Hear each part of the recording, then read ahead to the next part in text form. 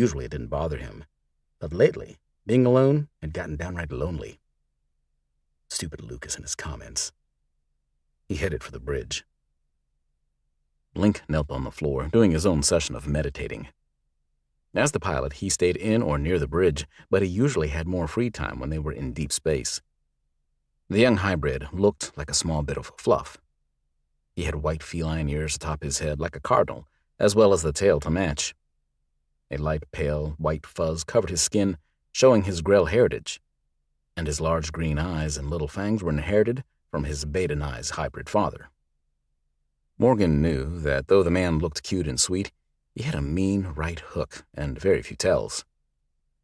"Hey, Morgan," Link said, eyes popping open. "Do you think I should get a chicken like Daniel? It just doesn't seem right to fly a ship without a chicken." Morgan blinked, shaking his head. He was also a sweetheart. "I think that only works for Daniel," Morgan said. Link slumped, disappointed. "We'll grab you something at the next spaceport, maybe a hamster." The young man perched back up. Damn it. When did his trainee's feelings start to matter? "Remember, I'll be here 2 hours before breakfast for your hand-to-hand combat training," Morgan said, shaking his head. "Yes, sir," Link said with a grin. "It's rough, but I'm glad you don't shoot me any more like you do Quinn and Hazel." "Everyone's a critic," Morgan muttered, leaving the bridge. He quickly made his way to the commons. Quinn and Hazel smiled from the couch they were sprawled on.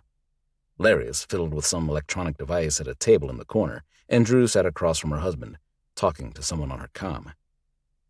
Alois ate his meal at his own table, so Morgan warmed up his dinner and joined the Blue Sparrow lieutenant.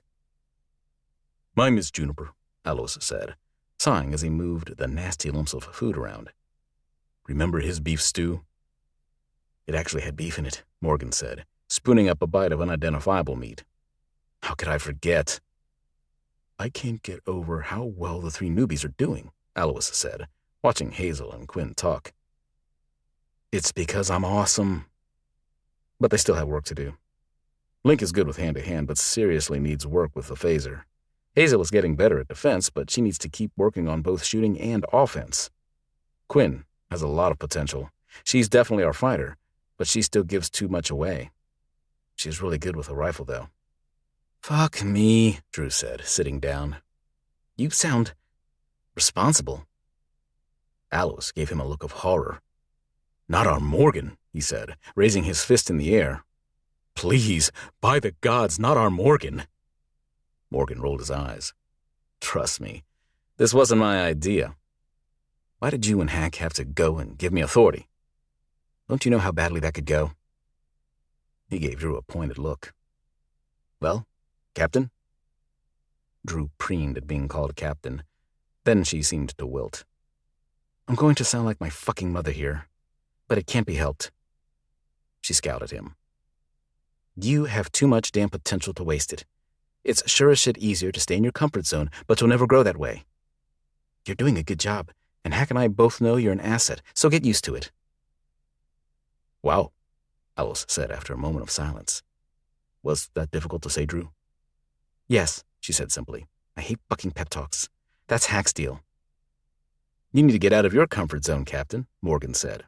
"Be the captain we all know you can be." "You suck," Drew said, standing. She dropped to kiss his forehead. "You're still a damn good weapons specialist, though. You're going to have to deal with the anxiety and the upset tummy, pretty boy." "It's an ulcer," Morgan said, affronted. "Probably from this shitty food." "Sure," she said, walking away. "If that makes you feel better." "She's ridiculous," he sniffed. Alois just laughed at him.